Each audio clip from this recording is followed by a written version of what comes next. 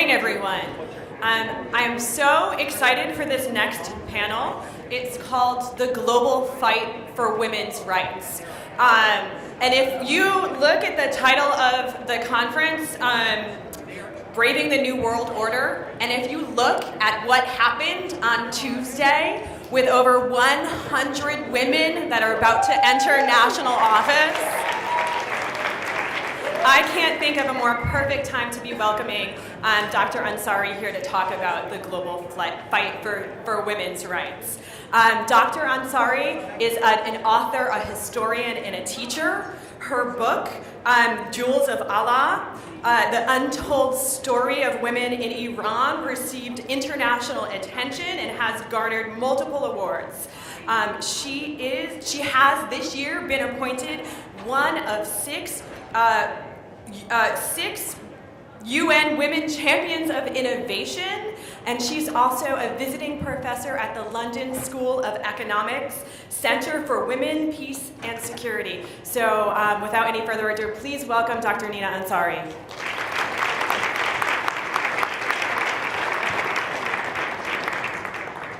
Good morning. It's an honor to be here at the World Affairs Councils of America conference. My name is Nina Ansari. I'm an author and a human rights advocate. I'm a visiting fellow at the London School of Economics Center for Women, Peace and Security, and a UN Women Global Champion for Innovation, Technology, and Entrepreneurship. I was born in Iran, left at the age of 12 at the onset of the 1979 revolution, and have not returned since. As a woman born in Iran during a relatively liberal social period, I witnessed my homeland radically shift, and with it, the lives of its women. Growing up in the States, most of the information and most of what I knew about Iran came predominantly from Western media and family. But all that changed during my scholarly journey at Columbia University, when I delved into the complicated and often convoluted historical, social, and political landscape of Iran, specifically where its women are concerned. Back in 2013, when I initially began my work, my goal was to raise awareness of the plight of women in Iran, but also to shatter the stereotype that dominated Western media at the time. The narrative that women in post-revolutionary Iran were essentially leading lives of seclusion behind the veil. The popular narrative back in the days, which stated something like this: in pre-revolutionary Iran, women were on an upward trajectory. In a nation on the cusp of modernity, women actively participated, they were given the right to vote, they were free to appear in public without their veils, they actually wore miniskirts on university campuses. Then came the Islamic Revolution, and with Ayatollah Khomeini at the helm, the burgeoning freedoms for women were extinguished virtually overnight. You see, the problem with popular narratives is that despite their convenient half-truths, the real story is often more complicated, unexpected, and less tidy. Although it is true that women in Iran face one of the most oppressive regimes, and that their oppression reaches far beyond the mandatory headscarf, with a plethora of gender discriminatory laws embedded in the Islamic Constitution, laws that prevent women from serving as judges, running for president, laws that dictate that in a court of law, a woman's testimony counts for half that of a man's, laws that dictate that a woman cannot leave the country without the written consent of her husband or next male kin, and even in death, the discrimination continues. If a woman in Iran dies in an accident, her family is entitled to exactly half the legal compensation they would receive for a man. And these are just a few of the sea of prejudices women in Iran are forced to contend with today. However, despite an institutionalized gender discrimination and an inferior status embedded in policy and law, women in post-revolutionary Iran today are distinguished by an unprecedented surge in female literacy, with women outnumbering men in higher education by a ratio of 3 to 2, and for the first time in Iran's history, the birth of a feminist movement, which undoubtedly is one of the most unanticipated outcomes of a revolution that explicitly sought to silence women and relegate them to a subordinate status. My doctoral thesis, which I rewrote as a mainstream book, examines the unintended consequences of some of the seemingly antiquated policies initiated in the immediate aftermath of the revolution. Policies that paradoxically empowered women, specifically women from traditional backgrounds, as well as the phenomenon of a generation of women born and raised in the Islamic Republic, the majority of whom not only do not subscribe to the gender ideology of the Islamic Republic, but are in fact distinguished for the myriad of clever ways they have been able to circumvent the system, as well as for their remarkable accomplishments and often inspirational feats, both at home and abroad. Against all odds, they have become diplomats, Olympic athletes, award-winning scientists, journalists, architects, award-winning authors, and even the first woman to ever win the Fields Medal, also known as the Nobel Prize of Mathematics, was a woman born and raised in Iran who went to become a renowned professor at Stanford University, winning the Fields Medal in 2016. For nearly 4 decades, millions of courageous women in Iran have raised their voices in protest and in solidarity, steadfast in their resolve to regain their rights. They often suffer the harshest of penalties for their peaceful activism, but despite every setback, the push for liberation continues in an ongoing quest for equality. Unfortunately, the disturbing reality is that this is not just an Iran problem, but a problem that spans the globe. A problem that spans millennia as well as geographic borders. A problem that positions approximately half the population to achieve and the other half to support them. A problem that Betty Friedan, one of the leading figures of the women's rights movement here in the US, referred to in 1963, and I quote her, as the problem that has no name. And by highlighting this problem, we can only hope to achieve meaningful change in the near future. Now, while most are aware of the challenges facing women in countries like Iran, Saudi Arabia, as well as those in developing countries, many are often surprised to hear the extent to which women are restricted and underrepresented in developed countries. As I lecture and speak on panels at universities, conferences, and women's organizations, it often strikes me that there is still a sense that women over there face more daunting challenges, but that women over here have more or less equal opportunities. Which brings me to the following. Each year, the World Economic Forum examines gender gaps in 4 key areas: politics, the economy, health, and education. Of the 144 countries analyzed, where would you think the US falls? In the top 5? Top 10? Top 15? Top 20? 25? 30? No, 35? 40? 45? Well, the US comes in at 49. After Rwanda, Nicaragua, the Philippines, Bolivia, and Mozambique.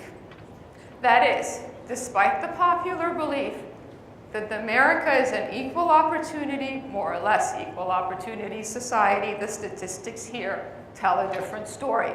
And because in the interest of time today, I can't go through all the statistics, I will cite a few. The US is the only advanced economy that does not guarantee paid maternity leave for women. In fact, California, Rhode Island, and New Jersey are 3 states that do not even require paid maternity leave. Women in America still continue to make 79 cents to the dollar on average. In fact, women with equal educational and work experience to men still continue to earn between 5 to 20% less. Women in America receive less than 2% of all venture capital funding and comprise less than 25% of the STEM, science, technology, engineering, and mathematics workforce. And even when they do make it into the STEM fields, there is a tendency to devalue their contributions. Recall the infamous memo circulated last year by a Google engineer saying that there were fewer women in STEM because women are quote unquote biologically less qualified than men. This I actually find quite ironic given the history of computing. Because you see, from the end of World War II to the mid-1960s, it was actually women and not men that dominated the computing workforce. Women were heavily recruited to crack codes during the war and afterwards moved to work in the government and other sectors. Back then, programming was considered unskilled feminine work and as such paid very little. But in the late 1960s, as the power of computers became evident, more and more men moved into the field, and with that came immeasurably better job salaries. But this tale of inequality is far too familiar, not just in the US, but in all parts of the globe.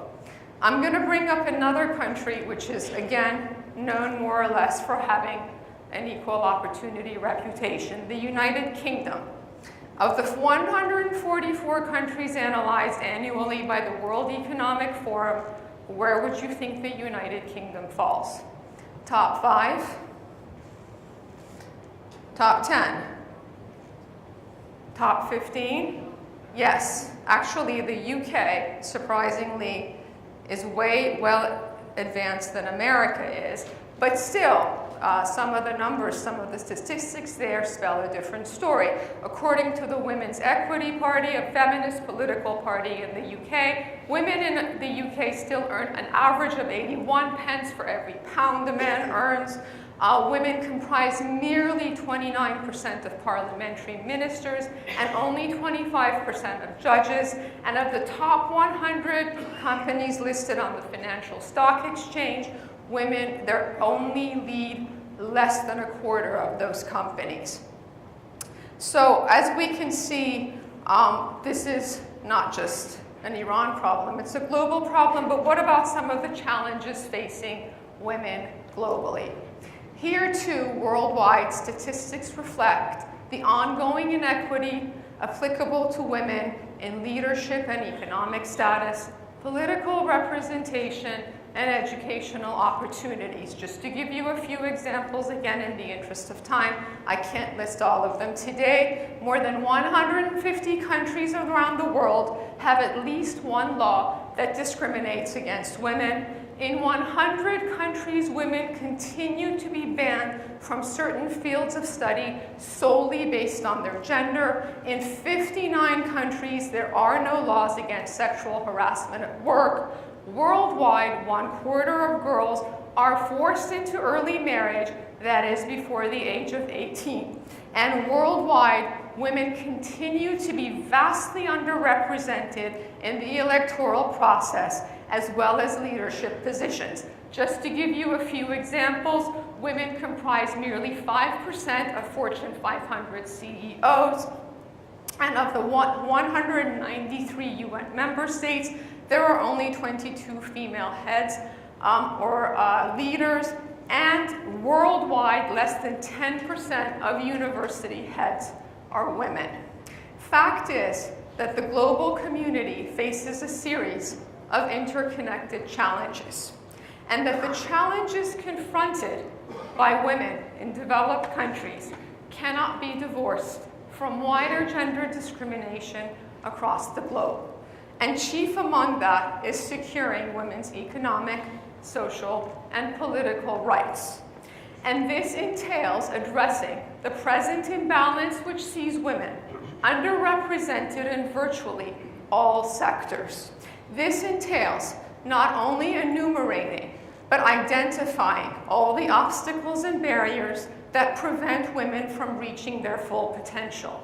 But most importantly, this entails addressing what it means to families, communities, and society as a whole when women are continuously held back and prevented from reaching a level of aptitude which is commensurate with their skills. Which brings me to the following. Not only does gender discrimination create obstacles for women to achieve their full potential, but statistically speaking, gender discrimination takes a toll on the economy. In a recent study conducted by the New World Bank Women, Business, and the Law, revealed that gender gaps in labor force participation and entrepreneurship translate into major income losses as follows. 27% income loss in the Middle East and North Africa, 19% income loss in South Asia, 14% income loss in the Caribbean and Latin America, 10% income loss in Europe. The McKinsey Global Institute puts it another way. Advancing gender equality can add up to $12 trillion by 2025 in global growth. And in its latest report, The Case for Gender Equality, the World Economic Forum summarized research data revealing that greater female participation in the US workforce since 1970 accounts for nearly 1/4 of current GDP, and that reduction in the male-female employment gap has been an important driver of European economic growth in the last decade, and closing the gap would have massive implications for developed countries, boosting US GDP by as much as 9% and the Eurozone GDP by as much as 13%. But aside from the economic argument for gender equality, fact is that gender equality and full and equal participation of women in society is a fundamental human right. Today, by the age of 6, most girls in the United States, believe it or not, have been socialized to believe that they are less capable of intellectual brilliance than boys. Case in point, in research conducted by renowned social scientist David Chambers between 1966 and 1977, referred to as Draw a Scientist test, 4,807 elementary school children, primarily in the US and Canada, were asked to draw a scientist. The study, which was released in 1983, revealed that of the almost 5,000 drawings produced, only 28 drew a female scientist. And all 28 of those drawings were done by girls, not boys. Given the same assignment from the 1980s onwards, on average, 28% of the children drew a female scientist versus 0.6% in Chambers' original study. This shift has been primarily attributed to the increase in the number of female scientists. I'll give you an example. For example, in 2015, women earned approximately 48% of chemistry degrees in the US versus only 19% earned in 1966. Fact is that no one is born having limited perspective on women. It is learned and ingrained early on. Oftentimes, it takes an accumulation of role models, what girls and women are actually capable of achieving if given the same opportunity. Today, any young girl can pretty much name a well-known famous male innovator, whether it's John Glenn, Steve Jobs, or Albert Einstein. And while most girls know about Marie Curie, who to this day remains the only person to ever win two Nobel Prizes in two different scientific fields, many are still unaware of women like Ada Lovelace, a 19th century mathematician who is today only recognized as the first computer programmer, or even Ada Lovelace, the first African-American woman to travel to space. A recent Stanford University study revealed that if girls received as much exposure to male inventors as girls do to female, if girls received as much exposure to female inventors as boys do to male inventors, the rate of female innovation would rise by as much as 164%.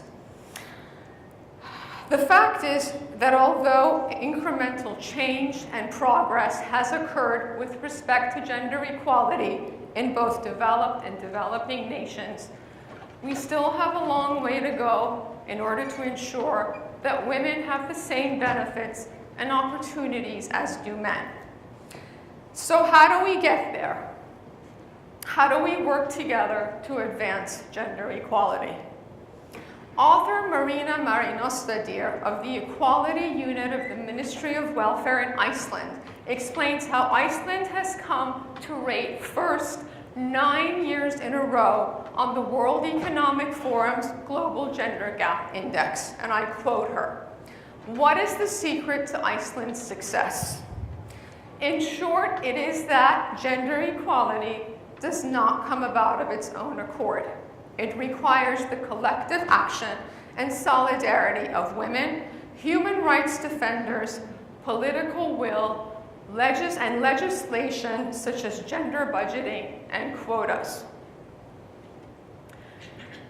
Which brings me to the following. Here at this very conference are some of the very people that can help make this a reality.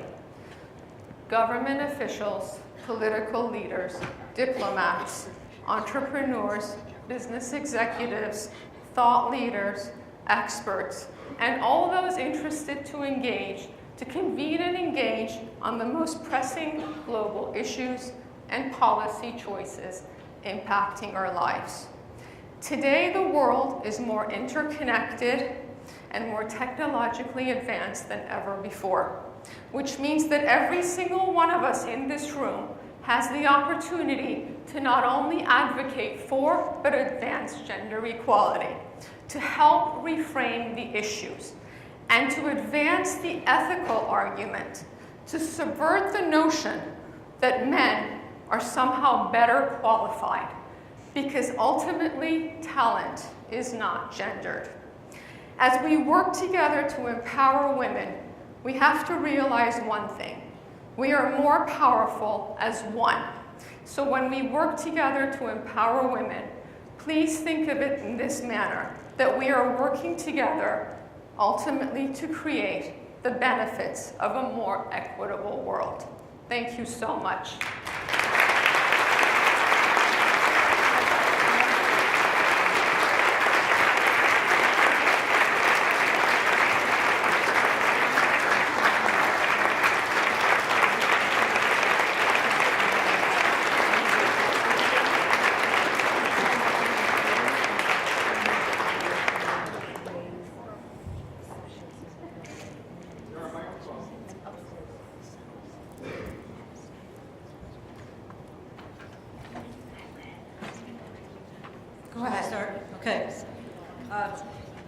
After working for 45 years, I'm still the only female in the room at my work.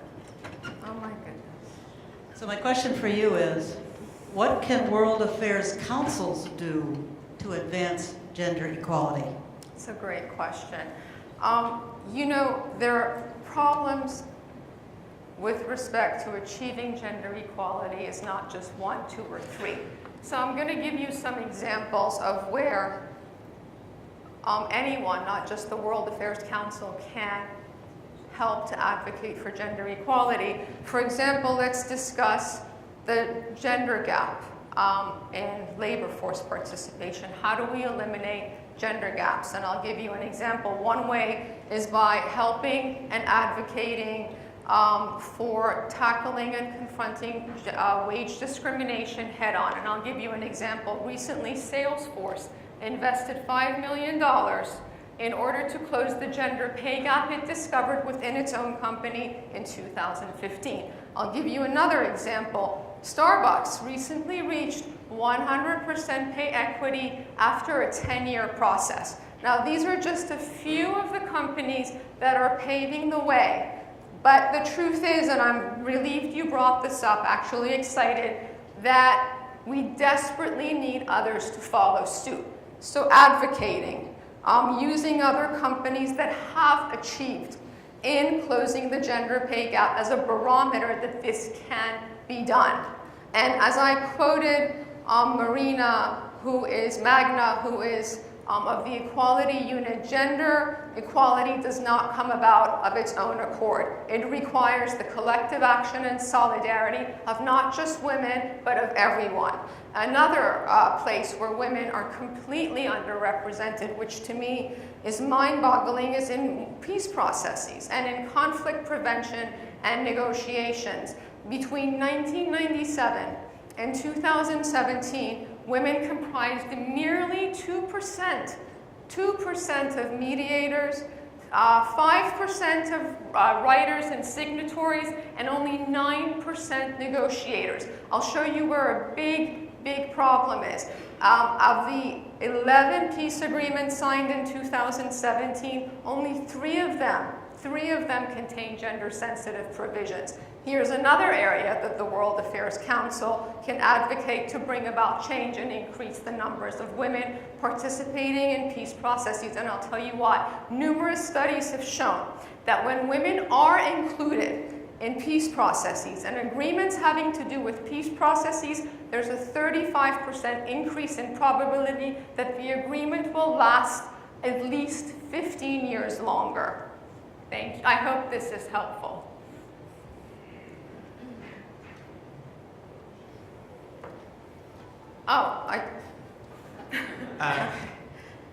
My name is Ngoma Fataki, and I'm here with the International Relations Council from Kansas City.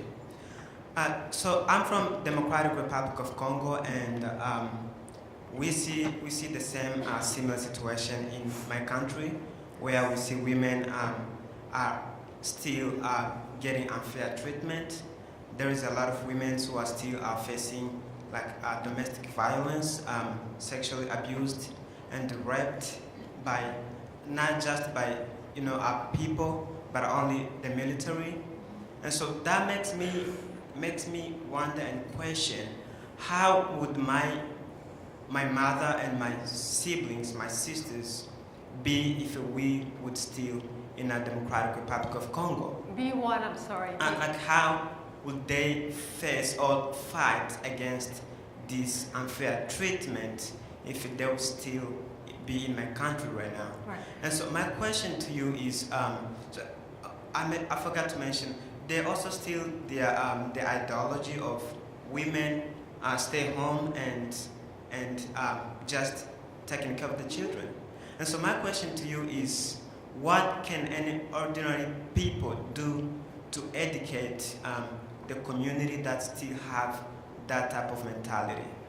Well, first of all, your question is two-pronged, in my opinion. If a woman, and I always say this, if a woman chooses to stay at home and take care of her family, if a woman chooses to wear the veil, if it's her own choice and not mandated by law, or she's not forced to live a certain lifestyle, that's fine by me.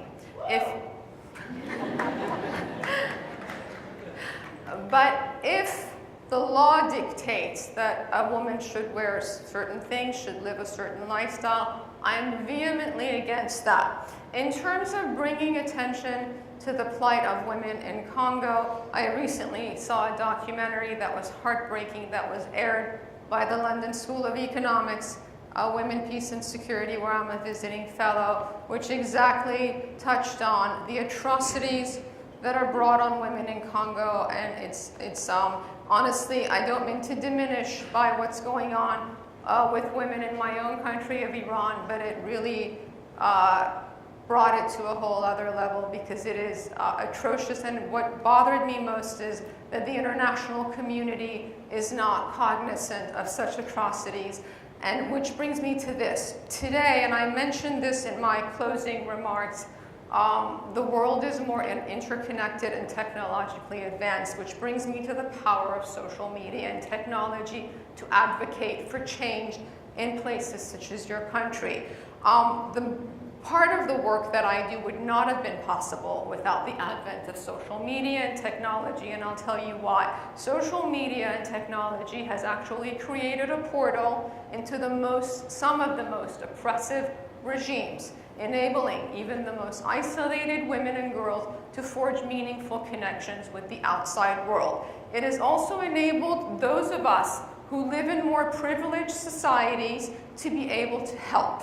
How? Because social media, namely and other venues in technology, have enabled those of us on the outside that can help to bring about opportunities to help women in those regions. We can provide, for example, virtual education so that women can secure higher paying jobs. We can connect women with products and ideas. We can provide online banking and business resources and connect women with those so that women can have more control over their finances and earnings. So the opportunities to help women respond to the challenges of their daily lives by the international community, those of us who are capable and have connections, like many of us in this room, were able to use technology to help women, such as the women in your country, respond to the challenges of their daily lives. I hope this helps.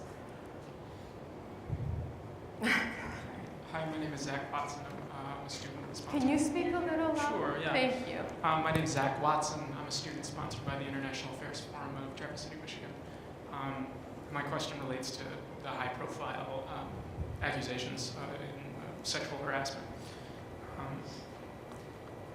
I don't think it's an unfair statement to say that there are very few men who, if are not guilty, they are complicit in cultivating a culture of sexual harassment. So I guess my question is, how do we atone without ruining ourselves socially? Wow. You know, that all depends on the individual. First of all, thank you for bringing that up. That's important. The most important thing is for men to have respect for women and their choices. That's the most important thing. And it's never too late to start the ball rolling in another direction, to change lanes. As far as atoning, you know, that is between every man and his God and every man and his conscience. As a woman, I can only say that I have been fortunate enough in my line of work not to have dealt with that, but I do know many women who have had to deal with that, and that is a burden that unfortunately they have to bear for the rest of their lives. So what men can do for their part is to start advocating against this kind of behavior, not only in the workforce, but this also happens in many households as well, and it's often remains silent and hidden. I hope this helps. Thank you. Hi, my name is Gomel Rastanpour, and I'm a Kurdish woman and grew up in Iran, and this is the country that proudly call myself Kurdish, which is, you know, in Iran they are not giving any right to Kurdish people in total. So then, in addition, that they do not recognize women even as a second citizenship. Correct. And thank you so much for working on women, peace, and security.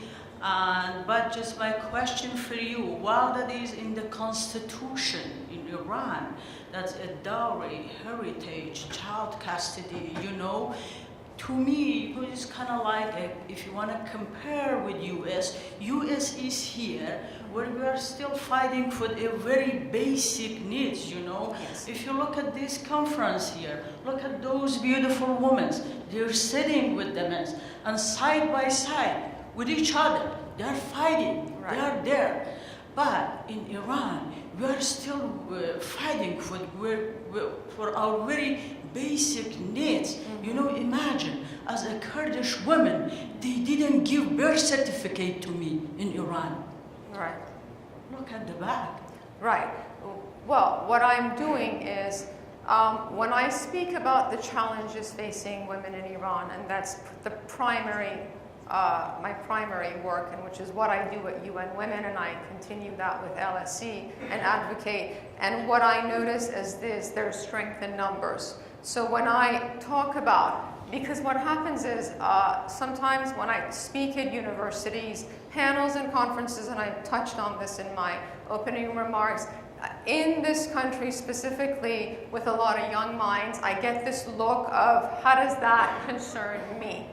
Okay, so my rationale and reason for bringing up countries like the US, and by all means, the problems facing, the challenges facing women in Iran, and I mentioned this, are daunting. We don't really have any problems, but that doesn't mean there are no problems. Meaning, when I bring up statistics relating to women's challenges in developed countries, whereas a lot of people think we live in a utopia where that's concerned, or the popular belief that America's equal opportunity, that kind of turns on a light bulb where that young woman sitting there saying, you know what? I want to help women in Iran too, because I also have challenges and I want to deal with my challenges, and that my country is not completely guilty of discriminating against women. Now you have discriminatory laws, and then you don't have discriminatory laws, but that doesn't mean discrimination is not happening. So when you connect the dots, and I mentioned this, I always feel, and the more I work in this field, that the global community faces a series of interconnecting challenges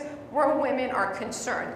And the more we know about each other and our plights, the more we're able to come together and come up with solutions in hopefully alleviating those who are facing the more daunting challenges. So if someone feels, you know what, I also have issues here, and so do women in Iran, it's more of a global sisterhood mentality. That's what it creates. I got the point, But appreciate very much, you know, and this is the point, I got it. Right.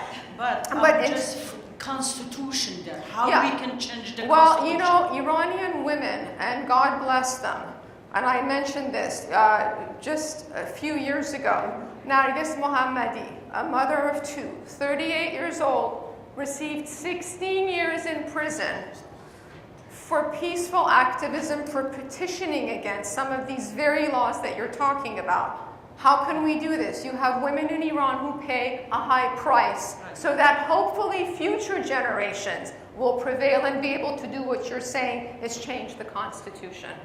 Yeah, thank you so much. Thank you so much. Thank you for the question.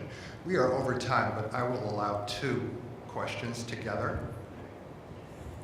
Hi, my name is Sarah Hogan. I'm a student from the University of New Mexico. So my question is pertaining to, in the West, the feminist movement is often criticized for being uninclusive of women of color. So as a white woman, how can we advance the inclusivity of the feminist movement in the West? It's a great question. Pardon, 2 at once. Mary, I'm sorry, Dina. Mary, question, and then we have to close there. Okay. Oh, you're doing 2 questions. Right, that's what Bill was saying. Oh. Did you get your first one? Okay. All right. So, second one is actually a comment, so that's easy. I'm a feminist. I was raised by a feminist father and a feminist mother, and I'm very very lucky about that. My name is Mary. I'm from World Boston. Talk about what World Affairs Councils can do and the shocking statistics about the U.S. We can, all of us in this room, first of all, not think about it as a problem over there, those poor people somewhere else. It's a problem here. And when we go up the socioeconomic ladder, the problem gets more and more subtle. So here we are, near the top, we're in a boardroom. I personally am on a mission, as I do it myself, never ever to let a man repeat what was initially a woman's idea when I'm in a boardroom or when I'm in a meeting. Yes. And I'm guilty of doing that. And I invite all of my sisters and brothers to try to stop that practice. There's been a ton of research, I think it was McKinsey you mentioned, saying that it actually leads to much more productive meetings when we desist from doing that. So that's my plan. It's a great, great plan. Could I add on to that for every person in this room who's thinking other people have problems, every grandfather, father in this room to ask the next little girl who's 4 or 5 years old to show him her pockets. She won't have any pockets. Where is she going to keep her marbles and her shells and the snake that she picked up in the garden and become a scientist? She needs pockets, and her hands need to be free so she can take care of herself and defend herself. Okay, your question is how can women in America advocate feminists for women of color? Well, you know, just to take your question one step further, I've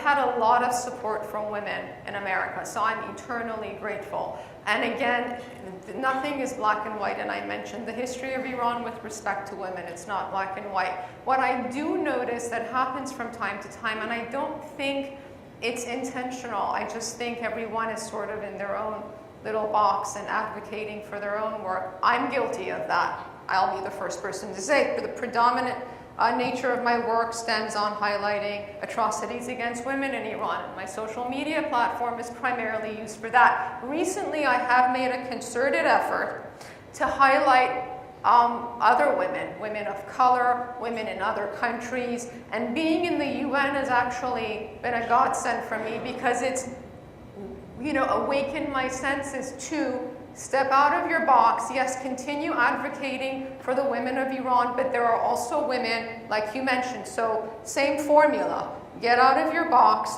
and start looking at the bigger picture. Thank you so much.